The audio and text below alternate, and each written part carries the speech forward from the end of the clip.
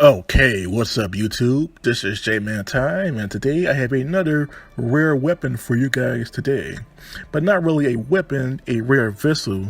Today's vessel is the smallest battleship / rarest battleship in European history. Now, when we think of small battleships, we normally think of battleships like the Deutschland class of Panzerschiff or pocket battleship, or the pre-World War I dreadnoughts of the late 18 to early 1900s. For example, the HMS Canopus or the HMS Swiftshore. But those aren't even close to being the smallest of the battleships. The smallest battleship ever recorded was the Vasco Da Gama. The Vasco Da Gama was a Portuguese ironclad battleship that was built between 1875 and 1878. She had a displacement of just 2,384 tons, one of the smallest battleships by weight. In fact, this battleship was so small, her displacement was actually less than most protected cruisers of that era of the 1870s and 80s. For example, the first protected cruiser, the Esmeralda, which was built in Chile, had a displacement of between 4,000 and 5,000 tons. So this battleship's displacement was only half that of a protected cruiser, or the first protected cruiser. The ship's length was just 200 feet. She had a beam or width of just 40 feet and a draft of just 19 feet. Ship speed was 10.3 knots or 19.1 kilometers per hour or 11.9 miles per hour. The ship's crew was just 132 sailors. Her main armament was two 10.2-inch, 260mm main guns, one center 5.9-inch, 150mm gun, and four 9-pounder 70mm third-line secondary guns. The ship's armor thickness was surprisingly thick. Her armor thickness was between 8 and 9 inches, or 230 millimeters, and she also had a 10-inch armor. She also had 10 inches of armor around her batteries, or her barrettes. The Vasco Da Gama was one of the longest-serving ironclad battleships in history. Her service length lasted from 1878 until 1935. During the time that she served, she mostly protected the port of Lisbon in Portugal, which is also the capital of Portugal. In 1897, Vasco da Gama actually participated in Queen Victoria's Diamond Jubilee Fleet Review. The Great Fleet Review was a big celebration where all of the best ships within both the Royal Navy and the allies of the UK/Great Britain would bring all of their best ships to be judged or reviewed by Queen Victoria and the heads of the British Royal Navy, or the British Grand Fleet. In 1901, Vasco da Gama was actually sent to Livorno, Italy for a major overhaul.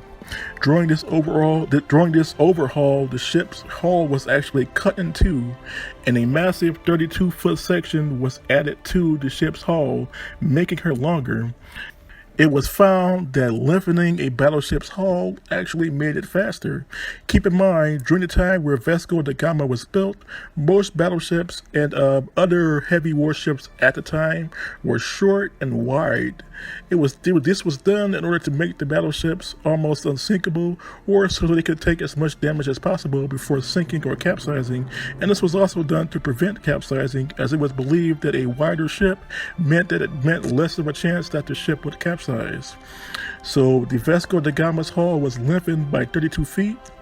Not only this, but she also had her engines replaced with new fire tube water boilers, and she also had an increased speed from 10.3 knots to 15.5 knots, and she also got two new 8-inch 200mm L40 secondary guns, or main guns. During this time period, Vasco da Gama was pretty much the most powerful warship in the Portuguese Navy. Keep in mind, the Portuguese Navy at this point mostly consisted of protected cruisers, unprotected cruisers, gunboats, and fast attack craft. In fact, the Portuguese Navy was actually lacking money for a long time. After Vasco da Gama's refit in 1901, the Portuguese Navy was pretty much low on money and would be low on money for the next 20 to 30 years. In fact, the Vasco da Gama was supposed to be decommissioned in about 1907. 1907 was the year in which a lot of old ironclad battleships from the 1870s and 80s were being decommissioned. A lot of other old Portuguese unprotected cruisers were decommissioned between 1907 and 1910.